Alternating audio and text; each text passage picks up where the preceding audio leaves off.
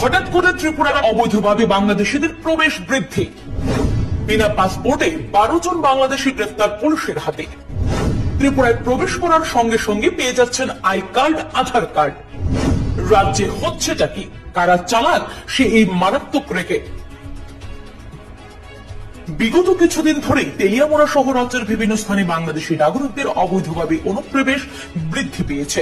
হাতে গোনা কিছু ক্ষেত্রে পুলিশ এই বিষয়ে সফলতা অর্জন করলেও অধিকাংশ ক্ষেত্রেই পুলিশ এবং সীমান্ত রক্ষী বাহিনীর চোখে ধুলো দিয়ে গোটা রাজ্যে অবৈধ অনুপ্রবেশকারীদের সংখ্যা বৃদ্ধি পাচ্ছে। শনিবার রাতেও তেলিয়ামুড়া থানার পুলিশ গোপন খবরের উপর তল্লাশি চালিয়ে 12 জন বাংলাদেশি সহ তাদের সহযোগীদের জালে তুলতে সক্ষম হয়। ঘটনার বিবরণে প্রকাশ, তেলিয়ামুড়া থানার পুলিশের নিকট খবর আসে তেলিয়ামুড়া শহরের উপকণ্ঠে পৃথক পৃথক দুই বাড়িতে বেশ কিছু বাংলাদেশি অনুপ্রবেশকারী রয়েছে। এই খবরের উপর ভিত্তি করে বিশেষ অভিযান সংগঠিত করে তেলিয়ামুড়া থানার পুলিশরা।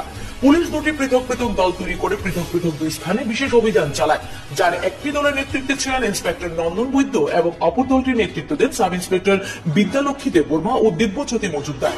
পুলিশ সন্দেহভাজন 12 জনকে নিজেদের হেফাজতে নিয়ে তদন্ত শুরু করেছে ইতিমধ্যেই। তবে উক্ত বিষয় নিয়ে পুলিশের বক্তব্য, দীর্ঘদিন ধরেই তেলিয়ামুড়াতে একটা অংশের ভিন্ন রাজ্যের মানুষ এবং বাংলাদেশিরা ঘুরে ঘুরে বিভিন্ন দ্রব্য সামগ্রী ফেরি করে বেড়াচ্ছে।